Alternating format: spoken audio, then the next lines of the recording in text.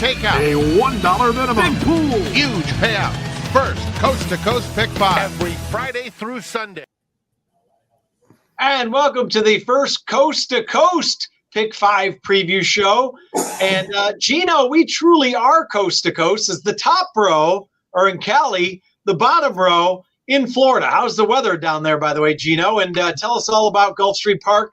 And you had a little cold weather for normal, right now? Yeah, the folks that down in Florida, they were not happy about how the weather was. It was cold. Everybody had a jacket on. They weren't used to it, which is like me. I'm a California prima donna, so I wasn't used to it either. I had the heavy jacket on today, but warming up. Shouldn't be any rain now for Saturday. It should be a little warmer than it was today, so hopefully we'll have some great racing. And in this Coast to Coast Pick 5, remember, every Saturday, Sunday, and then we had the Fridays throughout January too to make up for a couple of them. $1 wager connects a few races from Santa Anita and from Gulfstream Park. 15% low takeout. What's awesome is if it doesn't get hit, it gets carried over to the next day. Here's the sequence for Saturday. So you're going to have Pegasus World Cup Turf, Pegasus World Cup, and then race 11 is the inside information. Really nice race for the fillies and mares. Then there'll be 2 races at Santa Anita, races 5 and 10. So that'll be our big focus. But on Pegasus Day, I know Scotty's interested in the PWC BC, the Pegasus World Cup Betting Championship.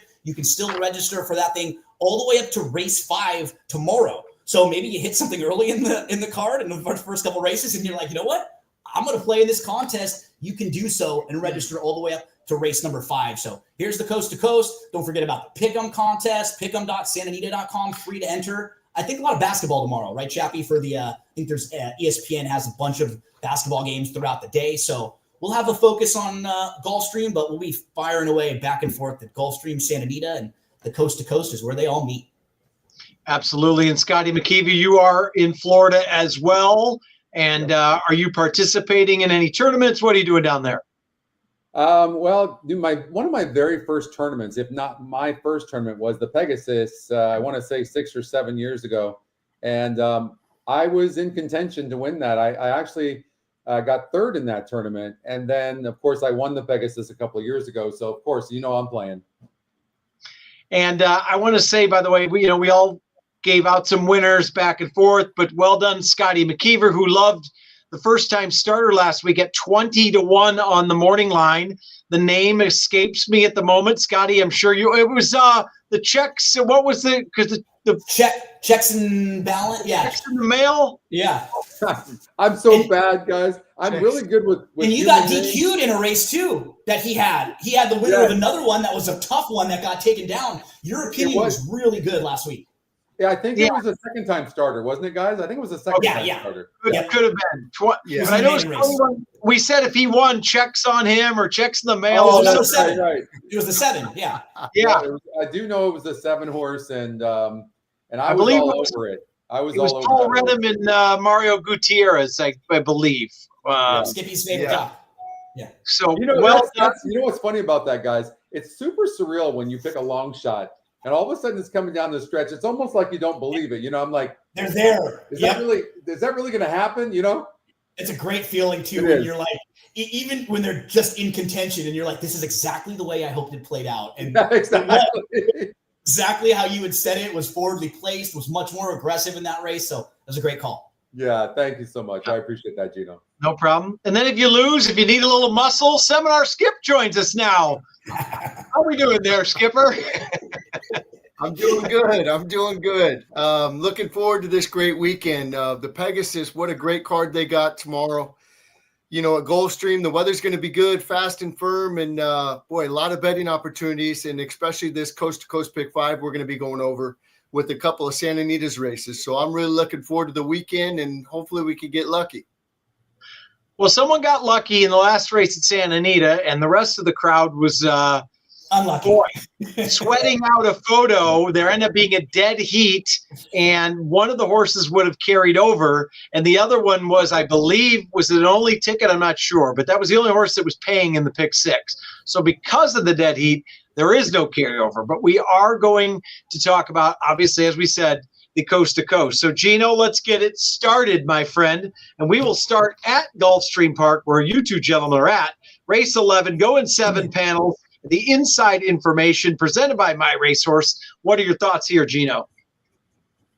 I think the morning line might be slightly off in this race because I would be pretty surprised if the outside horse Emery is not a heavy favorite in here. I think very, very logical, deserving, has done almost nothing wrong in her career. Tossed the race going long in her second start. Everything else sprinting is really, really good. So she's the horse to beat from the outside, and I think she will be a shortish price. Now, we're looking for other horses to include with her. To me, a really interesting horse in here is last year's winner of this, the number 8, Olivia Darling.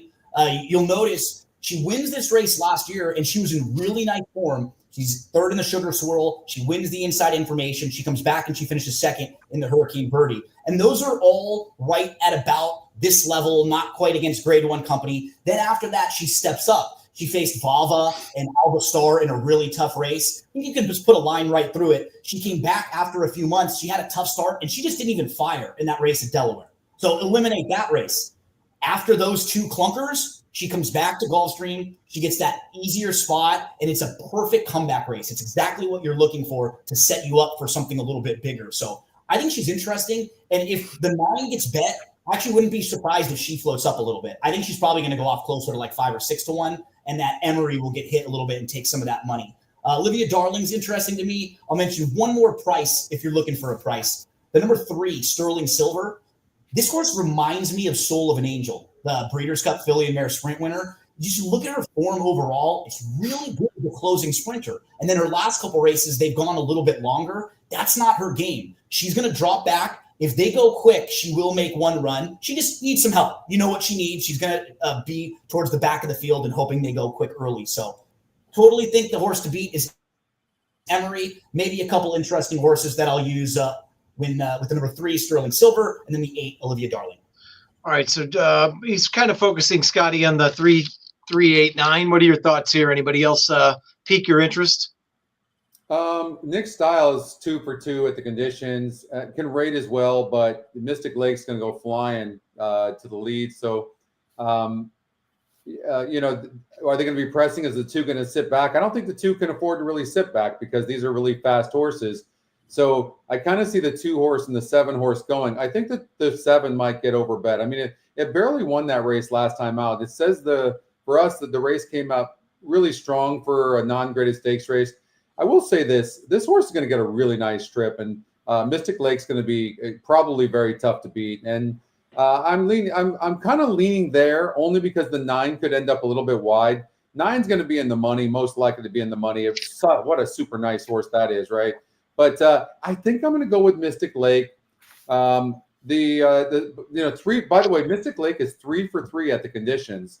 But when I looked at the horse's class as far as who had been facing in those 3 races going 7 furlongs in the dirt, it's a lot lighter than some of these other horses. So I'd be lying if I said I knew exactly what I was going to do. I might spread, but I do think Mystic Lake has to be used. All right, so a little lean towards Mystic Lake. Skipper, anybody else to add in the sequence of the first leg of the Coast to Coast Pick 5? Yeah, I mean, I think Emery is going to be tough. I mean, obviously, that's a horse to beat. But I'm going to mention one that the other guys didn't mention, and that's number 6, Jody's Pride. This horse, look at its races. Saratoga, 5.5 furlongs, wins by 10. They go to Aqueduct. It wins by 3.5. Goes to Santa Anita, the Breeders' Cup Juvenile Fillies, loses by a neck to Just FYI. Then it goes back to a mile off the layoff and wins again. Then they tried it 2 turns in the Ashland. Nowhere. 7 by 9.25 lengths. Then they tried on the grass going 2 turns in the Pebbles. It didn't run that bad that day. It only got beat 4.25 lengths. It did not run bad. It was sneaky good race to me. I always like when they go route to sprint and turf to dirt. I think this horse is better than what it's shown. I know it's a little low on the numbers. I think it's a little bit better. I like the way that it's training coming into the race. Like I said, I always like when they go turf to dirt. And the trainer, he's on fire. He's doing great. So I'm going to use the 6 too. That horse is undefeated going around 1 turn. And what, Skippy, just to kind of give a little bit of a piggyback to your point, when you see a filly like this and her numbers are a little bit light on speed figures, think about when she earned them. You know, she was earning these way earlier on in her career where there's probably like improvement built in and maturity built in, because we just haven't had this get the opportunity to see her run on the dirt all that much lately. In the Ashland, something went wrong, right? She was 7-1 in that race. She was a player, but she faced some tough fillies, and then she just didn't really fire. They come back in a couple months. So her form's a little bit muddied up. She absolutely could be faster than that on the dirt. We just haven't seen her out there in a while. So yeah, if you like her, don't be worried that her speed figures are a little light, because she could jump up with a much higher one here. Right. It's kind of interesting that she likes the dirt, yet it looks like they keep trying to get her on the turf, right? I mean, She's bred for it. Right. Bred beautifully for it. And it's not like she's run poorly on the grass either. Like you were saying, the race shape was against her in that last one, but she's just been much more proven on the dirt. No doubt. All right, let's move along to the second leg, and we are back at Gulfstream Park, going 1 1/8 in the Pegasus World Cup Turf Invitational presented by Qatar Racing. Skipper, I'm going to start with you because one of our local horses might be a little light on numbers, but could control the pace up front. There certainly doesn't look like there's much speed in here. Could Formidable Man get loose on the lead in here at a huge price? What are your thoughts in this race? I think so. I mean, you know, I know this is a Del Mar specialist, but Michael McCarthy, our good buddy, he's done a great job with this horse. It's got more speed than it's shown the last couple races. It showed a different dimension where it sat off horses. This horse is probably the quickest in the race, and I think they'll go with this horse. At 15-1, you have to use it. This is going to be my spread race because it's tough. I mean, Nation's Pride, 2-1. Charles Appleby, whenever he shifts over, he wins, 60, 70% of the time, it seems like. He always wins. You know, Buick's coming over to ride the horse, but I'm going to try to beat it. I think this race is tougher than that. Another one I'm going to use is the 4, Win for the Money. This horse has a win over the track, and I tell you what, that race at Woodbine, the Woodbine Mile, was very, very good that day. Then they raced it in the Breeders' Cup Mile. They went. It doesn't show it, but this horse, they tried to put it close to the lead. It kind of got burned up on the pace. Look, they went 22, 45, 108. And then last time they went slow early. Then they picked it up. This horse never gave it up. I mean, it just got beat by Major Dude in Fort Washington, but this horse dug in. And at 12-1, I have to use this horse too. I liked its last 2 works. So I'm going to use the 2, the 4. Integration. This horse is good. It's cutting back in distance. Shug McGay's got it. Frankie Dettori jumps aboard. That's got to be on my ticket. Major Dude likes Gulfstream, 3 starts, 2 wins, and a second. Major Dude's going to be on my ticket. Nation's Pride for all the reasons with Charles Appleby and William Buick. My other long shot I'm going to use is the 10 horse, Battle of Normandy. This horse is sharp. It's won 4 in a row. The numbers keep marching forward. It's beating horses that have come back to win, coming out of key races. So I'm going to go 2, 4, 5, 6, 7, and 10. And I'm going to tell you a great superfecta horse that I'm going to be keen. And that is the 1, Siege of Boston. This horse had a little sneaky trip. The 1 is out. Just to give you a heads up, they scratched the 1. They're not going to be running Siege of Boston. Okay, well, good. Then I don't have to worry about the supers. We're just going to focus on the coast to coast. There you go. All right, Scotty, we were talking about pace a little bit on the Equine Edge system. What's the pace look like to you? Well, it shows the 2-horse Formidable Man getting the lead. In fact, guys, it's crazy. I don't think I've ever seen anything like this except in a quarter-horse race. When I run this race to the finish in the race simulator, every horse is within 2 lengths of each other. In fact, only the 9-horse Valnikov and Chasing the Crown, which are huge long shots, are 2 lengths back. The rest are within under a length. No joke. Like, this is a crazy race. Right. You know what? I tell you what. I'm going to take Integration in this race to win, and I'll tell you why. Flavian Pratt's not aboard this horse. I mean, this is he's going to Oakland Park, and he's aboard so many live mounts tomorrow that would be the only reason he would get off this horse, because he rode this horse at Aqueduct in the Red Smith and won fairly easily. This is, but Integration is what a wonderfully bred horse this is by Quality Road. But I think another horse that we can't ignore at all with Irad Ortiz and Todd Pletcher is Major Dude. Major Dude is 2 for 2, going 9 furlongs on the turf. And And this horse just finds a way to win and has 7 wins in 18 lifetime races. But, Integration is going to be my pick. 5 wins in 10 races with a second and a third place finish. And in those 5 wins, 5 races earned $590,000 going on the turf at 9 furlongs. So I think Integration is going to find a way to get this done.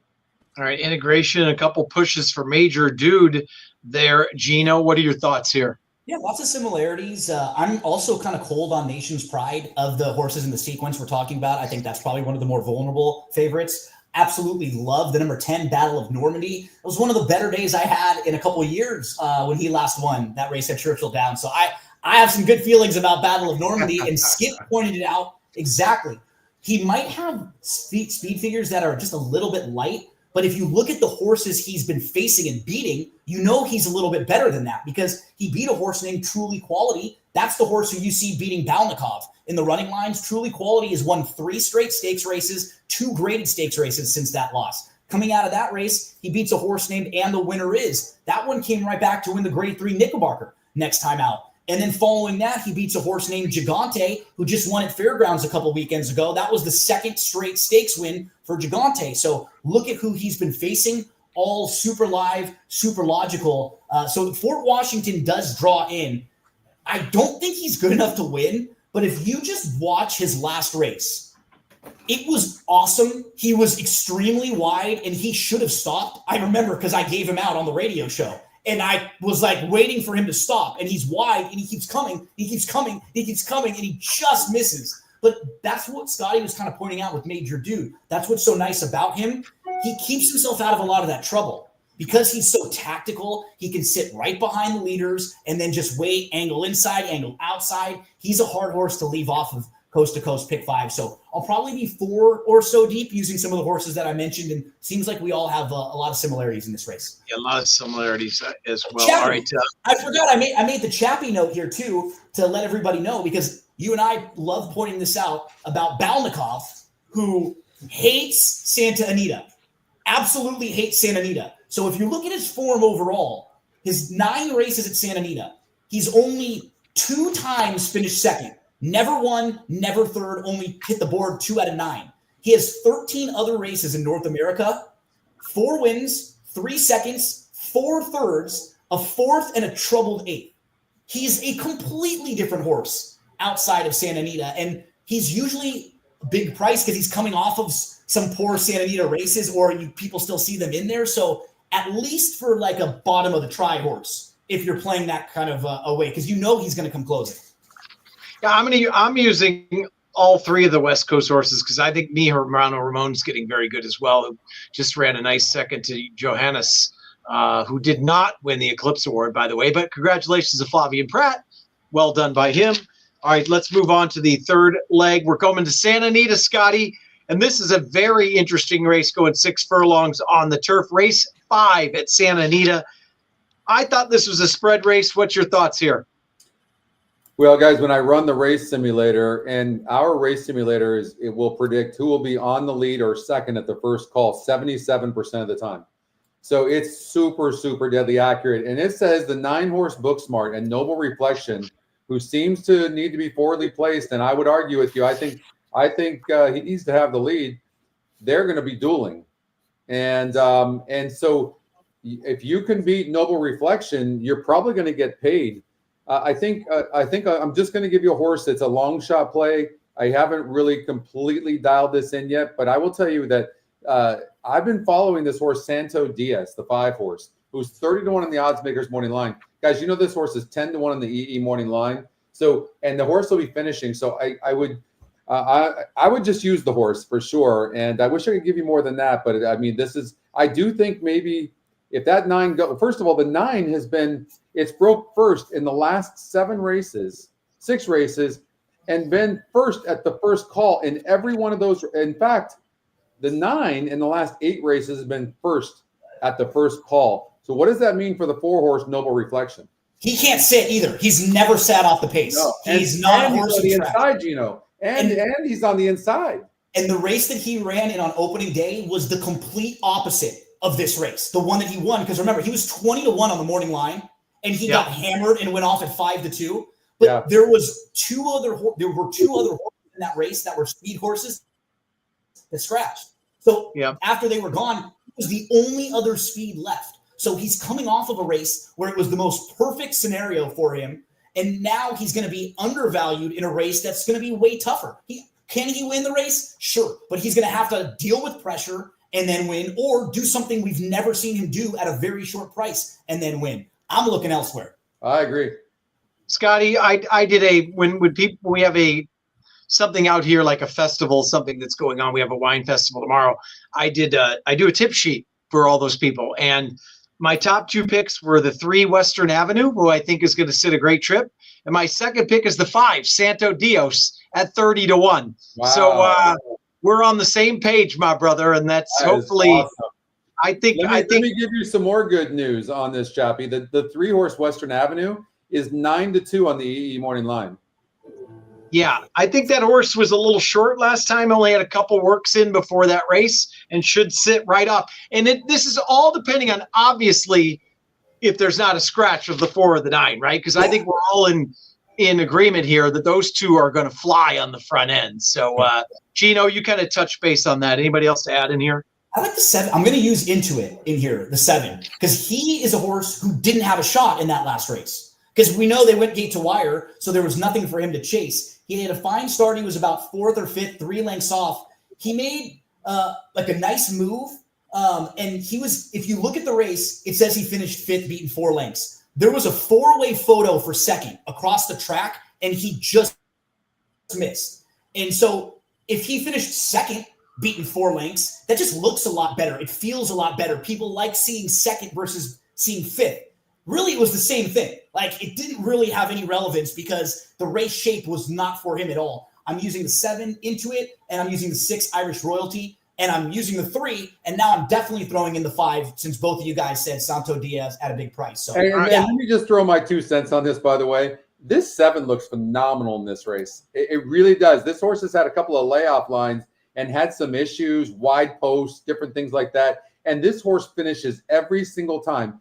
This horse is going to get a very good trip in this race. And if they could be stopping, this horse is very live.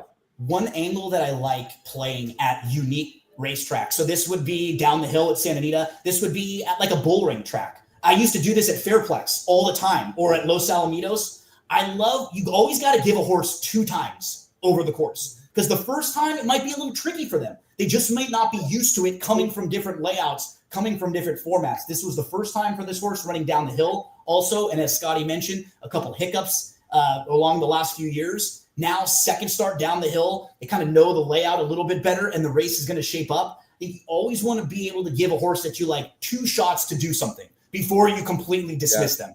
Yeah. And by the way, too, our Equinedge long shot, guys, is looking for horses on the odds makers morning line, not the EE morning line, of 6-1 and above. And of all the horses in here, it chose the 7 horse. That is the EE long shot. All right. So as a friend of this show, Barry Sniper Spears, who might be looking in, we've entered the no chalk zone there, Skipper. You got any prices here? Because we're looking for bombs away here in race 5.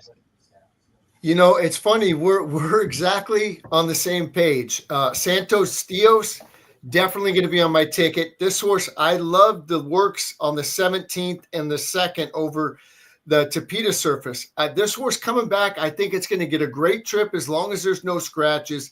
I love Hector Barrios jumping aboard.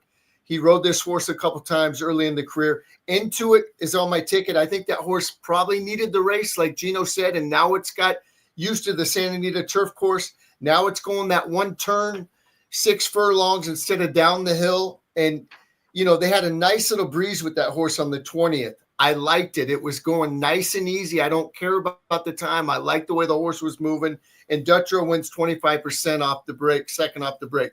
The only other one that I'm going to add that nobody mentioned is Zeus's War.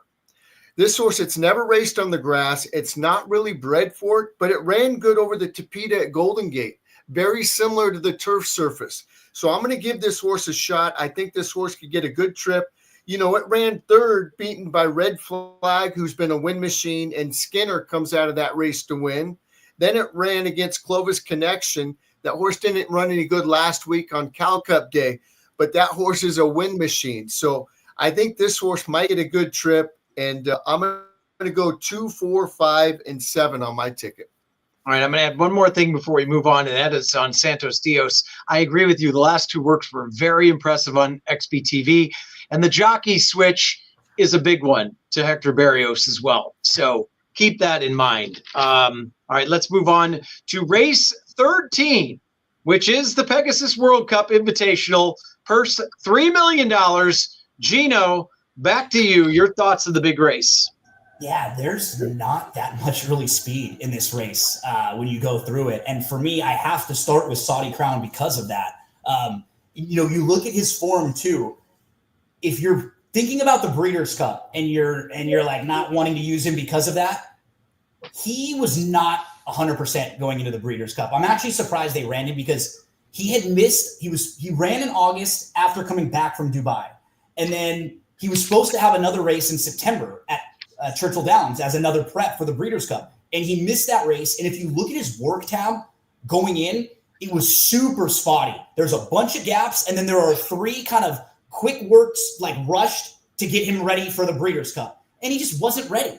It did not fire. And then coming out of that race, it's been totally different. Everything's been smooth for him. The pattern's been better. He went over to Fairgrounds against a softer group, and he did exactly what you're supposed to. He crushed. If you're comparing speed figures with a lot of these horses, he's right there with all of them. I think he's going to save ground from the inside. He's either going to be on the lead or maybe sitting second if they want to get aggressive with maybe one other horse. I could see like Skippy Longstocking from the outside. But I think Saudi Crown's faster. I hope they put him on the front end. Remember, he's a Grade 1 winner. He won the Pennsylvania Derby a couple years ago. I think Saudi Crown's very interesting. I think Locke's the horse to beat from the outside.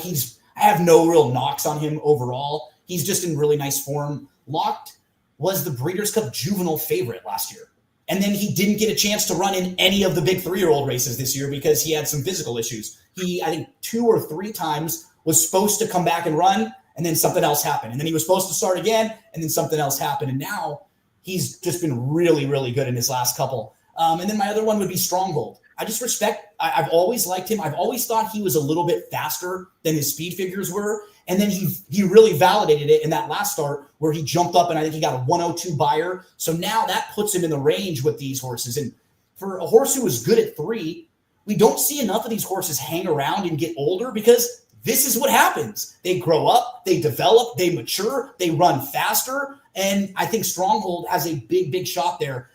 It's not that I don't like White Barrio. I just feel like being at Gulfstream, whatever price he is, it's probably going to be way shorter than it should be because he's the local horse. Everybody knows him. They're all familiar with him. But yeah, I'm going to probably use the 3 horses in a lot of spots. Locked. I like Saudi Crown. If he's 7-2, 4-1, I'll probably play him to win. And Stronghold might be able to offer us a little value here. Scotty, I'm going to come to you because you're out there especially, but this race going 1 1/8, where they start this race, it seems like the post position means a lot more. I'm kind of looking towards Locked and being forwardly placed as well. What are your thoughts on that and the chances of Locked drawing outside and as far as speed dominating a race going the 1 1/8 distance at Gulfstream where they start? It's just a terrible position for Locked. Absolutely a terrible post position. Like, in fact, I would argue with you. I don't know the exact number that horses from this post position, like I want to say 9 or above. Of course, it depends on what your speed is. But what I'm seeing here at the first call, and I'm looking at it right now, is Locked is carried out way wide. And so, and although I think he's a really good horse, he's going to have to overcome a lot. I don't see it. I really don't. And I like him. He's our second pick. But let me tell you about White Barrio, because I feel like I know this horse very well. This horse has speed issues, you guys. This horse is a freak, an absolute freak. And what happens, if you look at the layoff lines, it's been a ton of foot issues. But when this horse is doing good, oh my God, like this horse, there isn't a horse in the country and maybe even the world that can beat White Barrio right now. Now, in the last race over in the Mr. Prospector, that came up a pretty tough field. You'd be surprised. And this field's a little bit tougher than that, but not much more. And Waitabara was from the 9 hole and broke 10th going 7 furlongs and was flying like a good thing. The horse is training amazing. I believe that Safi's got this horse doing so good right now. Honestly, like if this horse is doing as good as the feet issues, I mean, they're all running for a distant second. Interesting. So we've got the flight line vibes there, Skipper, Yeah. with the freak with the feet issues. What are your thoughts on this race? Anything else? I agree with Scotty. This is my single. I love Waitabara, and for all the reasons it loves the track. I didn't put good works. I put great works on the 9th and the 16th. Then it showed it on XBTV galloping the last couple of days. This horse is on tilt. Sassy Jofris has got this horse ready to go. And, I love this. And you know what? This is the race he's been pointing for. Now, listen, it's a $3 million race. A lot of people are pointing for this horse or this race. But, they took this horse away from him and gave it to Dutrow. And Dutrow ended up winning the Breeders' Cup Classic. Then I think they were going to retire it because of the feet, like Scotty said. And they gave it back to Sassy Joseph. He, first race off the break, wins by 10. The Mr. Prospector got off slow. They didn't really ask this horse too much. It was wide and came running. This is a 3rd race off the break. This horse looks unbelievable in the morning, and I will be singling Waitabara. And Skip, let me just tell you, to add to what you just said there, that post position on the 1-turn dirt races at Gulfstream Park, horses that are at the 7 post and wider don't win. That horse was camped out there and still ran like that. It was really incredible. That was a way better performance than you would believe. This horse wins tomorrow. We might have to get Waitabara t-shirts. I like it. We got a big push here. I didn't even look at this race. Now I'm excited. I'm going to single it. All right, Scotty, we're going back to you. We're obviously all 4 for 4. We're going to the final leg, which is back at Santa Anita, race 10, going 1 mile and 1/8 on the turf, another full field, another shipper in with Phil D'Amato, who does very well with these horses. What are your thoughts here to close it out? Well, the horse is training really good. These ones are tougher. The horse really hasn't proven anything. It's not like it's a graded stakes horse or something, and it's still in a first condition. I'm kind of going with Paradise Lake. I think this horse has our top win percentage, and it's tactical, and it's been right there, and it had some issues, had a couple of layoff lines. I put a note on after this horse's first race that, wow, this horse I think is a really nice horse. Barrios is aboard, and I think you might even get 3, 4, 5 to 1 on this horse, and I don't think there's anything that great in here, to be honest with you. And I think when you look at upside and potential, this one absolutely has it. I know it does because I've been following it. So hopefully the issues are gone. The horse is training really good, and I think this filly's going to run really big. Scotty, I gave out Paradise Lake first time out, and I even said on the radio, this trainer doesn't win first time out too much, but and then had trouble. So I've been following right along with you. Skipper, what are your thoughts in here? I thought it was a pretty tough race. I'm going to go 3 deep in here. I'm going to use the 2 strutting. This horse comes out of the Grade 1 American Oaks going 1.25 miles. I don't think this horse wants to go that far. I know it's bred to go that far, but I think the cutback will be very good. And obviously the drop in class, it ran better than beaten 6 by 11.5 lengths. This horse had trouble on the backside. Multiple times. Right. Then the jock Gonzalez had to move so he wouldn't lose position. Then on the turn was kind of in tight, turning for home. Then he kind of angled out. The race was over. Nobody was going to beat She Feels Pretty that day. But that was better than that beaten 11.25 lengths. So I'm definitely going to put the 2 on my ticket. I'm going to use the Phil D'Amato. How many times have we seen this where he brings these shippers in and they just win? They're runners. Whoever he has picking his horses out for him in Europe, they do an unbelievable job. So hats off to them. First time Lasix. And then the other one I'm going to use, the last one, is Faith Understood, the Jonathan Thomas horse. This horse comes out of the same race as Strutting 2 back. Had a little bit of trouble. Jonathan Thomas has been doing nothing but winning when he ships his horses out here. It's second off the break. This horse ran second to a horse that I think is really, really good, but It's been laid up for a little while. Sweet Rebecca. So I'm going to go Strutting, Kentucky Gal, and Faith Understood for me. Gino, anybody else you want to add besides what those two have mentioned? To say me and Skip are spot on almost in this race. And Strutting, even the race before that, lost to the Sariha, who's won 3 of 4. I think there were 3 next out winners in that race. That was a very good race. 3rd start of the form cycle for Strutting. The 5, Paradise Lake, will be in the mix for me. And then the 9, who comes off of a trouble trip as well last time out, Faith Understood. So, yeah, we're very similar here, me and Skippy.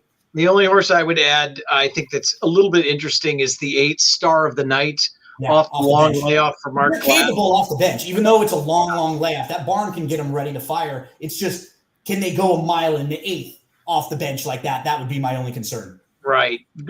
Because the horse ran so well going a mile on debut. Yeah, Skipper. Yeah. Oh, I thought Skip had I wanted to use that horse, but it's been off since 23, and I didn't really like the works. Maybe it will run better than it's working, but this horse looks like it has a tough time switching leads. Like in the mornings, the jock is really trying to get it to switch over to that right lead, and it's not doing it. I didn't like the way it was training, and that's why I didn't put it on my ticket. Well, here's what's interesting, because I agree with you. Listen, Mark Glatt. It was a very bizarre work, and because I had the one I watched too. Once it switched leads, it clearly shows talent, but it did take a while. The horse almost went sideways mid-stretch, so there is concern there. But once it did switch leads, you could tell it obviously has some talent. But I think we'll get a big price. I think it might be worth using. All right, Gino, let's talk a little bit about tomorrow. You and Scotty are in Florida. Tell us what's going on and a little bit about the coast to coast and wrap us up. Yeah, the racing was going to start out here very early. So by the time most people are waking up and you guys are just starting a radio show, we're already going to be having some runners tomorrow at around 11 o'clock a.m. Eastern time. I'll be out here for first being a racing ambassador, helping some folks that need help wagering, giving some advice there. Hopefully I lead people in the right direction, not the wrong direction with some of the wagering advice. But coast to coast, we're all going to be involved here. Pick'em.santanita.com. And what's great now, Santa Anita does a really good job on the website of, if you just click on the events, it'll tell you everything that's happening on each day. So like on Saturday, you go to events. We've got the California Wine Festival, the Farriers package. We've got the Seabiscuit Tram Tours are back, coast to coast, Showviver, Pick'em contest. And it's got links where you can click on all of them. So if you're ever curious about what are some of the wagers, or if there's anything special happening, you go to that event section at santanita.com. They do a really good job of laying it all out for you. Well said, my friend. And post times have been switching a little bit. Tomorrow, Saturday, post time is noon. And on Sunday, post time is noon once again. So, gentlemen, enjoy your time in Florida. And for Skipper, Scotty, and Gino, and our man, Barry Spears, gentlemen, good luck, and we'll talk to you again next week. Thanks. Good luck, everyone.